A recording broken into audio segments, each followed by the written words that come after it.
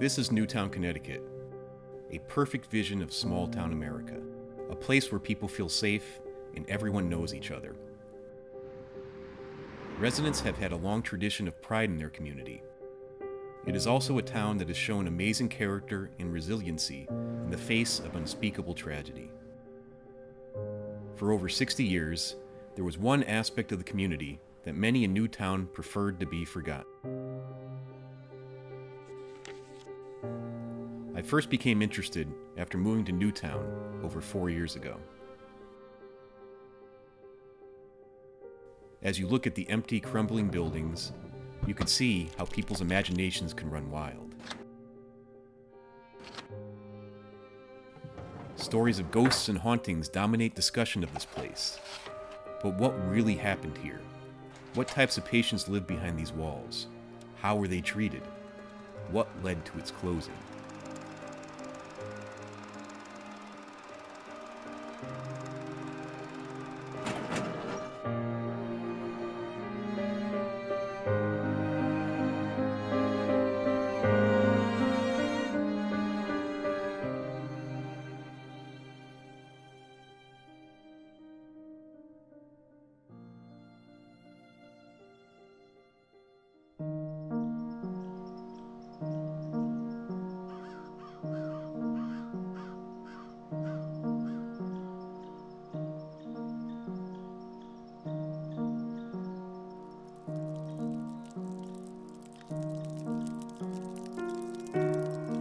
Between 1930 and 1931, construction began on Fairfield Hills Hospital in Newtown, Connecticut.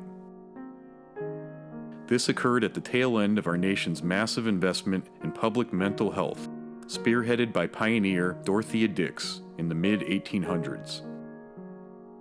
Dix witnessed firsthand the horrific abuse and mistreatment of the severely mentally ill that occurred in our nation's prisons and privately run mental facilities. At the time, these were the only places that those without financial means were housed. She pushed for the construction of public asylums, where patients could receive humane and moral treatment. This was inspired by her travels to England as a young woman. Dix's accomplishments during her crusade were astonishing. Her tireless efforts led to state legislatures constructing over 110 mental hospitals from 1840 to 1880. Fairfield Hills Hospital was proposed as a facility that would embody the humanitarian vision of Dorothea Dix, while at the same time alleviate overcrowding at existing facilities in Connecticut.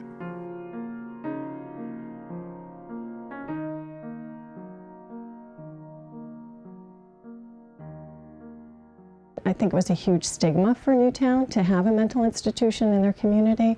Even when I was growing up in Greenwich, people would refer to Newtown, oh yeah, that's where the nut house is. And that's all Newtown was known for. It was, the loony bin was there. The town generally was vehemently against having a mental institution in its community. The one person who stepped up to the plate and really made a good case for having this institution here was Dr. Waldo Desmond. He was the general practitioner in Newtown at that time. And he said this would be an opportunity for Newtown to shine as a community because this particular hospital was going to be so advanced in caring for the mentally ill. There would be nothing like it in the state, and perhaps not even in the nation yet. And he was right about that, because the plans were really to change the nature of treatment for the mentally ill. I saw patients who were what we called chronically mentally ill. They had major mental illnesses. They came from all walks of life. Some of those patients were very mentally ill. I worked with some very dangerous patients as well, patients who had committed felonies, murder. This was my uncle, Uncle Andy. This was post-World War II, and it was around 1947 when he first went to Fairfield Hills. Probably post-traumatic stress, I imagine, after World War II. He just kept having problems with the stress in his life, depression. One picture that I had, my brother and sister, they were little when they went up there with my mom to visit him at Fairfield Hills. He was medicated properly, and through discussions, that they would have group discussions, it made a big difference. The idea of Fairfield Hills was that it was supposed to be cutting edge and the newest treatments. And they had hydroelectric therapy, electric shock therapy, psychosurgery. There was definitely ECT, shock therapy, and it was sort of indiscriminately given. Eventually, shock therapy was actually found to have therapeutic value for people who had really very, very, very severe depression. I knew some folks who went through some pretty heavy-duty depressive episodes. One person in particular, it was sort of like a miracle for him. He really did very well. We had various therapeutic modalities, such as individual psychotherapy or group psychotherapy. Sometimes there were activities where we would take patients out. I tried to help each of them with their functioning and what was bothering them and how to remediate that. I do know that the patients had a completely different setup than at most maybe any other mental hospital in the nation, and that was they all had rooms, had windows in them, as did the staff. That was the way the architecture was designed. They were not in the dark. They had natural lighting. There were no bars on the windows, at least initially. The idea was to have allow them freedom of movement and independence. One of the things that used to be available when I was first there was a farm. And many of the patients at the time worked in various capacities at the hospital, like in the power plant or in the laundry, in the kitchen. And that was very much a good thing because it gave people things to do. People would be able to go into common rooms and read, knitting, sort of calm activities. Patients could do the farming. They also assisted in maintenance tasks and nursing services. They helped with that. And I did read that there was a baseball team at Fairfield Hills. He got very good care there. That's what I remember. And I think that's the important thing. That's what we need right now in our society is a hospital like that, because there's a lot of people that are having issues, a lot of issues, and we need to provide a place for them to go. Always happy to know that they were being treated well. We were safe and they were safe within the confines of the hospital.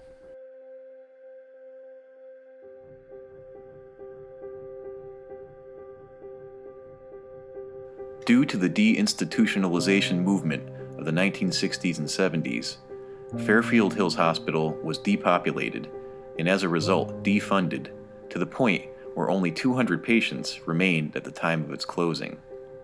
Many of these people will be able to go back into their own communities. Many of them can gain a livelihood for themselves and be self-supporting, or at least live with their families. Governor John Rowland in the Connecticut State Legislature voted to cease operations at both Fairfield Hills and Norwich State Hospital in 1995. The remaining patients from both hospitals were transferred to the last remaining state-run mental health facility in Middletown. I voted yes for the bill that led more or less immediately to the closure of Fairfield Hills. I saw this myself because I was actively involved in the last leg of deinstitutionalization, going into Fairfield Hills Hospital, Connecticut Valley Hospital, talking to people who've been there 40 years and who were now being told it was time to leave. And that had been their life, and it really made no sense. In 1955, there were over 550,000 mentally ill patients in the nation's public psychiatric hospitals.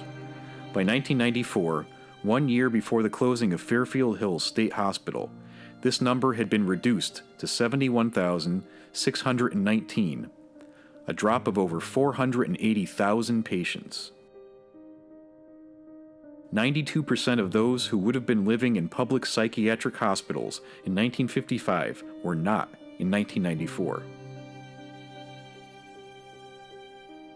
The magnitude of the deinstitutionalization movement qualifies it as one of the largest social experiments in American history.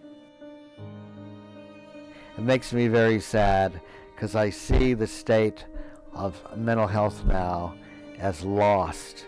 And with all the imperfections of Fairfield Hill, and there were a lot of, I felt like many, many patients were there.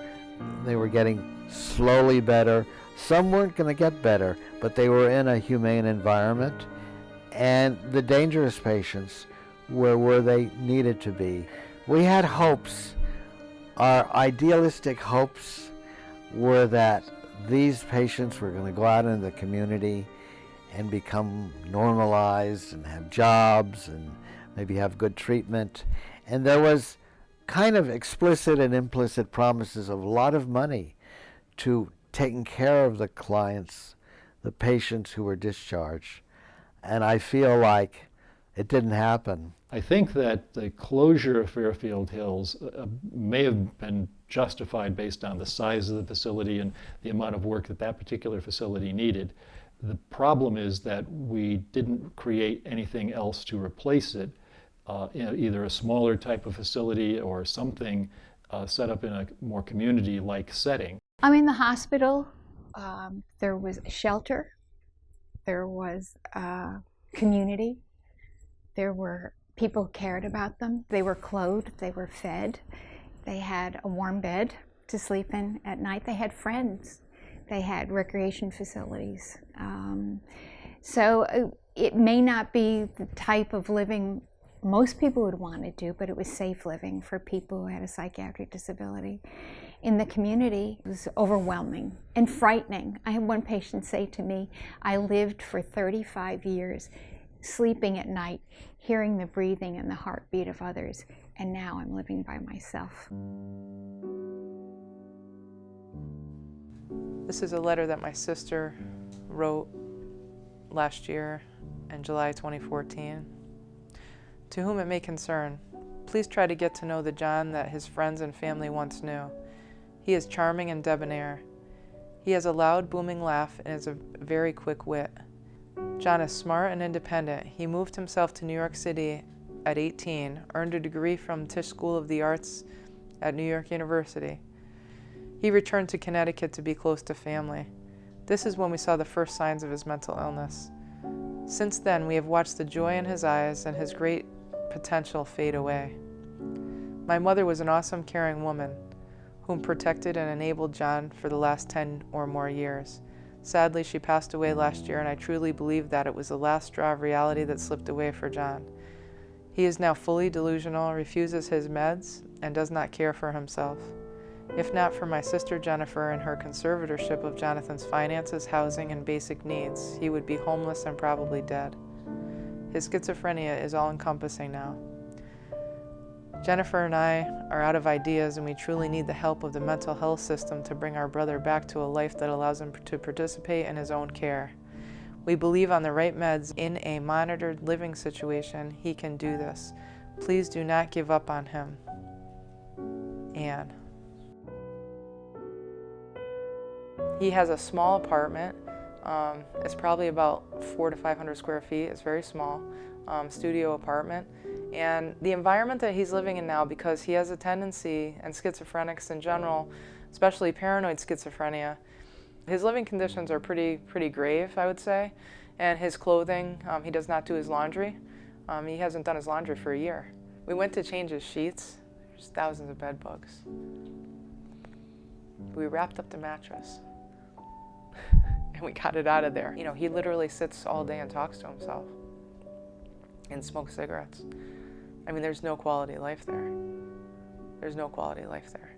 You know, I just had to find ways to grapple with this and say, this is the situation. I get on a roll. Some days I'll just, like, in the summer when I'm off, I'll just call, like, every mental health helper institution that I can find to try to find a way to get him different housing or something. And there's not a lot out there.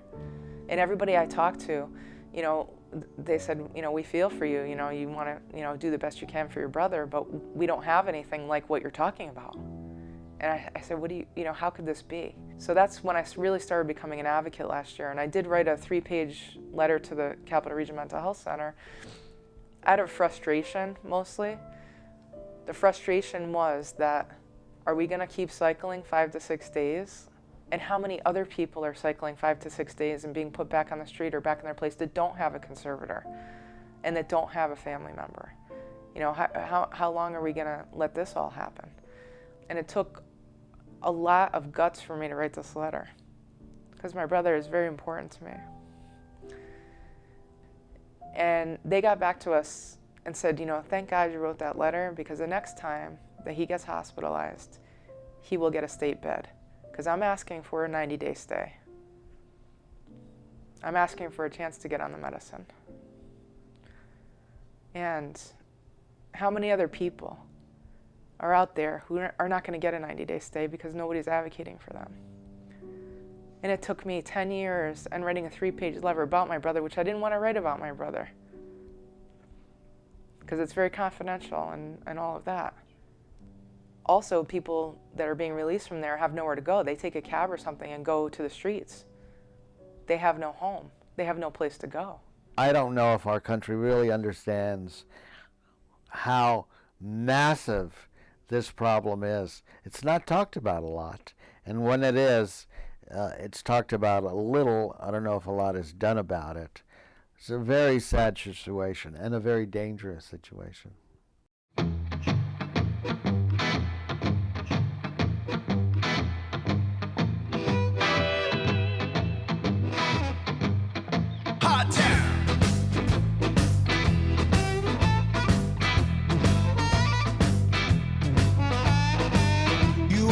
Asking me for money. You think it's growing on the trees. I don't think that you're so funny. Can't you see when a man is on his knees? These are hard times, baby. These are hard times, baby. Oh, these are hard times, baby. We're getting harder all the time. Now, one thing I can tell people is everybody's not down here because of drugs and alcohol. You have people that's just, fell on bad luck because of the economy, lost their job. You have people that's mentally ill, very mentally ill. National Association of Mental Illness has spent money on training police officers with the mentally ill because they just think they're quote unquote crazy. They don't know that, they don't realize that they're people too. They're people too.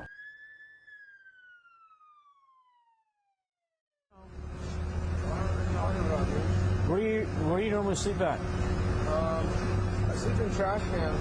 Okay. In Fullerton or where? Many of the mentally ill in crisis who end up on the streets often encounter law enforcement.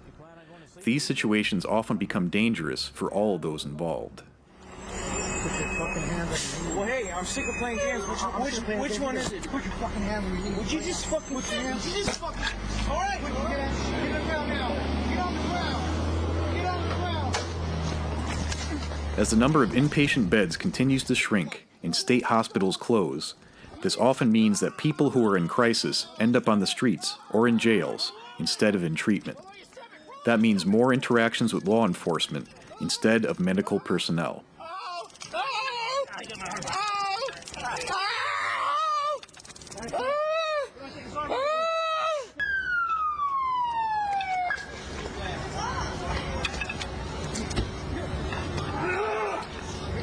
Help us!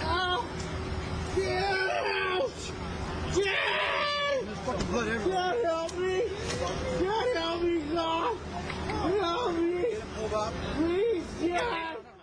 Hello, everyone, and thanks for joining us. The state legislative auditor says there is a need to improve mental health services. A report released today says there needs to be more treatment options in the community, but specifically in jail.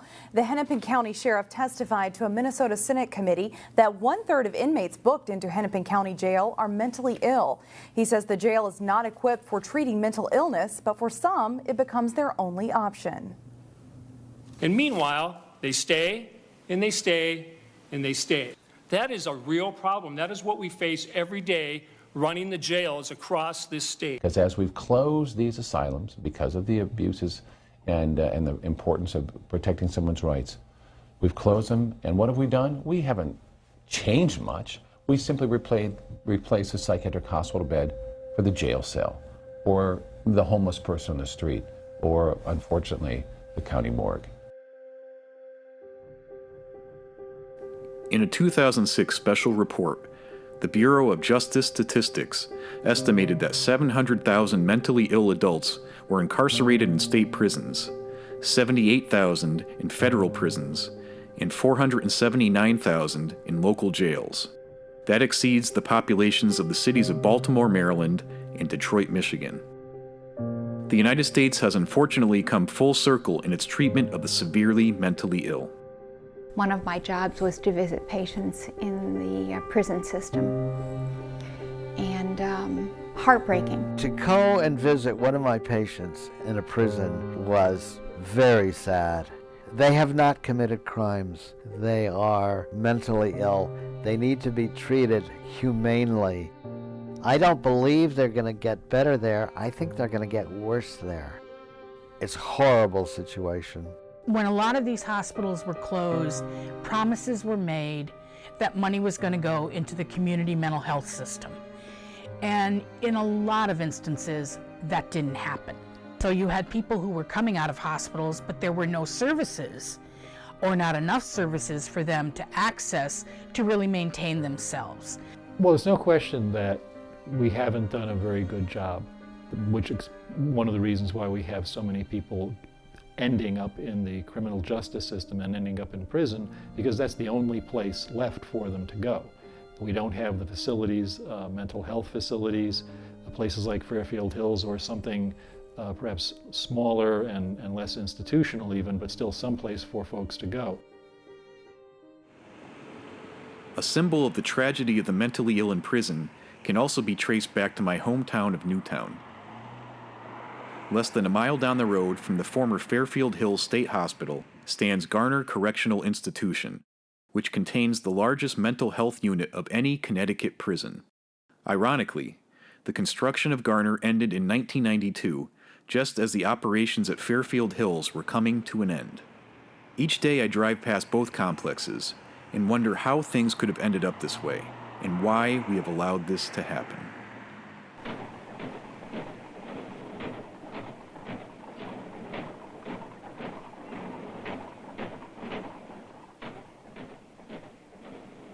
On November 22, 1963, the United States mourned the loss of President John F. Kennedy, who was killed in Dallas, Texas.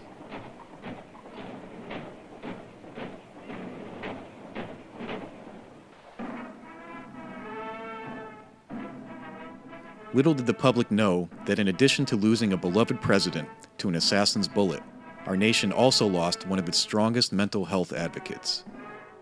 Just weeks earlier, Kennedy signed into law the Community Mental Health Act, which pushed for the building of 1,500 community mental health centers to replace state mental hospitals. Unfortunately, in the years to come, only half of those centers were built, as mental health was an easy target for budget cuts during subsequent administrations.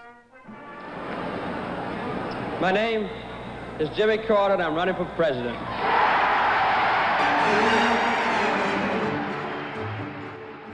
17 years later, Jimmy Carter signed the Mental Health Systems Act of 1980. The legislation would have provided significant funding increases to community mental health centers. However, the victory was short-lived. Within the first year of his administration, Ronald Reagan repealed the Mental Health Systems Act and cut funding to states significantly. This would set the tone for mental health funding over the next 30 years. Over the years, it's become very obvious that we did not maintain the supports, that mental health was not prioritized, did not receive funding adequate to the needs of the people who were in the community, that the ability to take care of people in the community was much more difficult. One of the things that's happening is that because the cuts are, in some instances, so significant, we're looking at either programs that are running being cut way back, or agencies having to cut staff, or programs that were statewide, now they're going to be not statewide. Programs that operated 18 hours a day, now they're going to operate 9 hours a day. And what we know is that the need is not going to go away. I think there are a lot of good people, good, well-intentioned people working in the mental health system, because I work for a nonprofit human services agency, simply are not able to provide the kind of care we would like to provide. And that is driven in large part because of funding, lack of funding. A big thing is morale. There's a lot of really bad morale right now in the agency I work at because of the lack of funding. There's going to be budget cuts and programs are going to get shut down, as essentially. There has been flat funding for DEMAS for at least the past 10 years.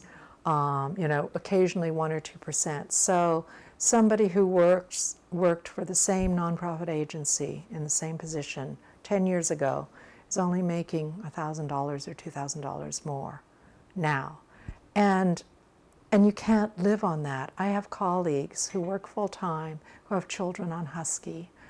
I have colleagues who work 2 full-time jobs because that's the only way that they can make ends meet. They're wonderful, dedicated, caring people, but it is virtually impossible to make a living wage working in human services. What happens is, there's going to be less funding, there's going to be less supervision, and that's a recipe for a perfect storm. There's going to be more problems with mental illness-related violent crimes because people aren't getting the proper supervision, the proper treatment, and the proper support that they need.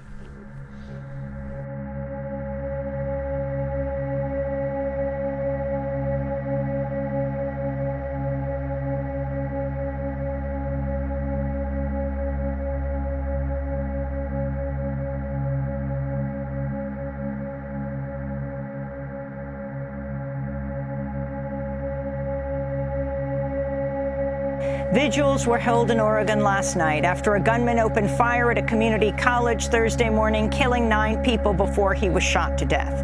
The shooting at Umpqua Community College. A workplace shooting tragedy has stunned a Minneapolis neighborhood close to the Golden Valley border. Shooting and killing 4 people and 33 are dead and 15 others are wounded in the worst. 13 people are dead in addition to the shooter. He may have been suffering from a mental illness. This is the 294th mass shooting in the United States so far this year.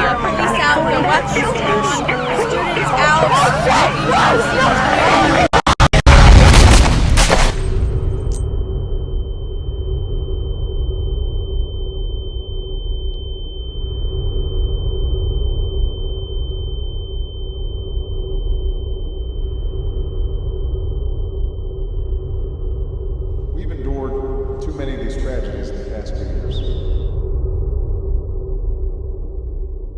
And each time I learn the news, I react not as a president, but as anybody else would, as a parent. And that was especially true today.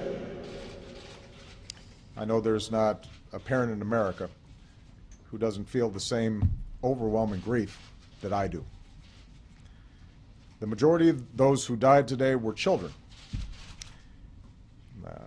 Beautiful little kids between the ages of 5 and 10 years old.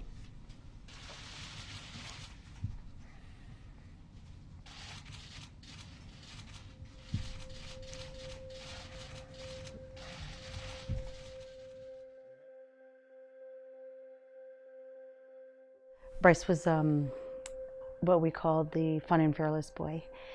He was the first to jump off the diving board at 5 years old, before his 9-year-old brother at the time would.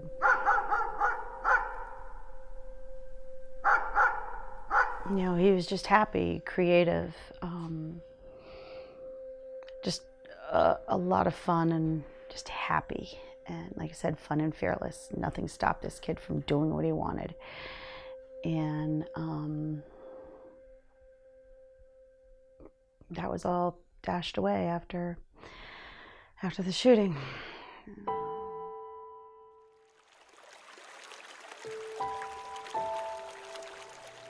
With his post-traumatic stress, angry, screaming, constantly sleeping in my bed, what's going on?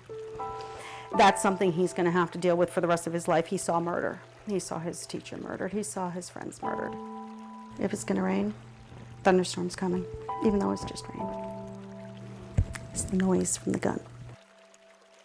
On the morning of December 14th, 2012, Newtown, Connecticut became the site of one of the most horrific mass killings in American history. At approximately 9:35, a single gunman forced his way into Sandy Hook Elementary School, and before ending his own life 5 minutes later, shot and killed 20 young children between the ages of 6 and 7 years old, as well as 6 staff members. I work night shift, and I got home around 7:30 in the morning, and I was just, your typical day. It was gingerbread house making day for all the first graders. So I packed up his frosting, his graham crackers, and he's all excited, as he always is, to trot off to school. So the bus picks him up. I jump into bed, but I'm restless. I don't know why, but I'm just extremely restless. I was just about to sleep. The phone started to ring like crazy. First it was my home phone, and then the cell phone went off, and I was like, what's going off? And then the home phone rang again.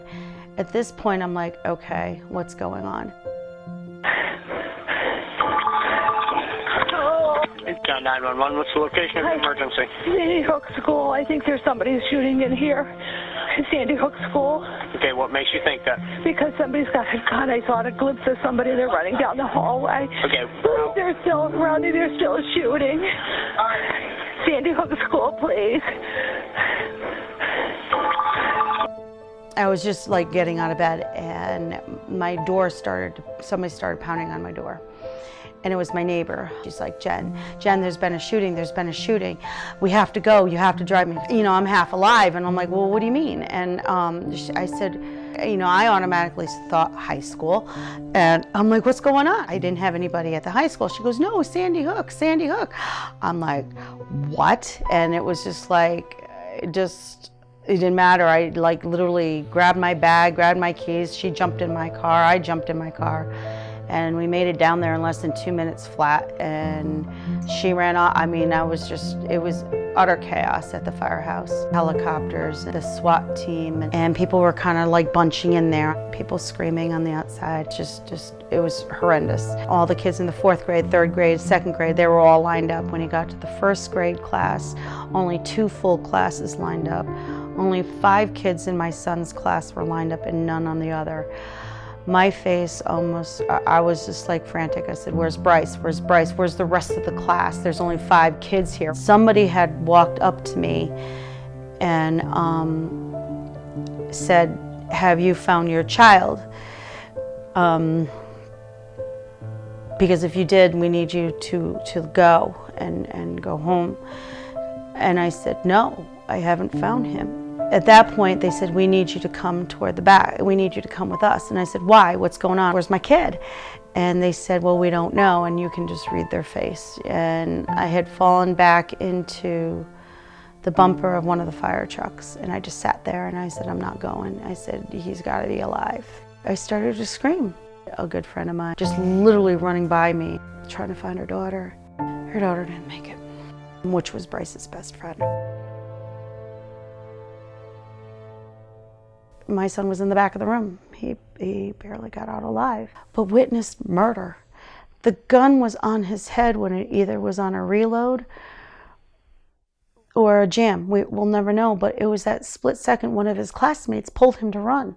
He wouldn't be here if that gun didn't do that. And they were running to the fire station because there was always a retired fireman there. That one day, he wasn't there. Because he had a job. This guy, it's not his fault. He had a job. He says, these kids were banging on the door looking for them. Kids kept on running. They said bullets were coming at him. He was quiet. He's scared. Just snuggling. None of us wanted to be alone. It was daunting hearing the sirens, the helicopters flying over your house for weeks. Bryce hardly went outside that year afterwards. He started to reenact what he saw because I had an outside deck, and he would open up the door. He would draw these chaotic pictures of what we believe was the blueprint of his classroom, because he was Xing out people where they had died. He never came and explained it, but if you look at it, you knew what it meant. And those pictures went on for a while. It's just going to get harder and harder. The more they get older, the more they realize and understand that day. Initially, the world was at a loss to explain why this massacre took place. But as the days and months passed and investigations deepened, it became clear that this was an act perpetrated by someone who was severely mentally ill. Someone who slipped through the ever-widening cracks of America's mental health system. The brutal irony in this whole situation is that this all transpired less than 2 miles from the abandoned former Fairfield Hills State Hospital. One of the worst things they did back in the 90s is close all these mental hospitals, because they felt like they had to put these people in the community, which turned out to be more of a disaster than they ever imagined, because at least the people were, when the like Fairfield Hills was open, at least they had somewhere to go. They were safe there. They were getting their meds. They were getting the programs. It worked. And then when they closed them all down, they're all out there. And now you see the shift. I hope to God it's not going to be like it has been since Sandy Hook. We can hope. You have to. See us doing our jobs. So with that, I think it's time for me to sign this bill into law. In December 2016, the U.S. Senate passed the 21st Century Cures Act. This bipartisan bill's passage was a culmination of months and years of hard work from mental health advocates and political leaders. When Barack Obama signed the bill into law, he was the first president in over 25 years to add his signature to any major mental health reform. Many have praised the legislation and have hope it will make substantial changes to our current failed system. Former President Obama finalized a rule that discriminates against individuals with disabilities and deprives law-abiding Americans of their Second Amendment rights. However, that joy was short-lived. In February 2017, Congress blocked an Obama administration regulation that prevented an estimated 75,000 people with severe mental illness from obtaining firearms, a move supported by both the NRA and the ACLU. Members of Congress, I have the high privilege and the distinct honor of presenting to you the President of the United States. Real change begins with immediately repealing and replacing Obamacare. The same Congress promises to also repeal the Affordable Care Act, also known as Obamacare, which has provided, for the first time in decades, access to services to those in need who suffer from mental illness. Are we truly making America great again? As it stands today, Newtown has done a great deal to rejuvenate the complex surrounded by the former Fairfield Hills State Hospital. Townsfolk are able to enjoy walking and biking trails, sports fields, and a thriving farmers market during the summer months. However, looming over daily life in this campus are the empty, crumbling buildings of the former hospital. This is not unique to my town of Newtown. Across the country, abandoned mental asylums litter the landscape. They symbolize a broken system, one that continually fails those who depend upon it the most. Unfortunately, we Americans fail to learn from our past. If you look at the mental health system in America as it exists today, very little remains from Dorothea Dix's humanitarian crusade. The mentally ill are back in prison, on the streets, and slipping through the cracks. Mass shootings have become almost everyday news. Suicide rates are at an all-time high. Americans have traditionally felt great pride in their community and their country. We have been raised with the belief that the USA is the great leader, shining out a beacon of goodwill and hope to the rest of the world. At what point did we neglect to look at ourselves? We cannot call ourselves a great nation when so many are being left behind. A mental health system must be created that works for everyone. We owe it to those who were forced out of places like Fairfield Hills, only to end up on our nation's streets and prisons. We owe it to those who have lost their lives in tragic mass killings, such as the 26 first graders and teachers at Sandy Hook Elementary. But most of all, we owe it to future generations to leave a better world than the one we have inherited. One where humanity is our top priority.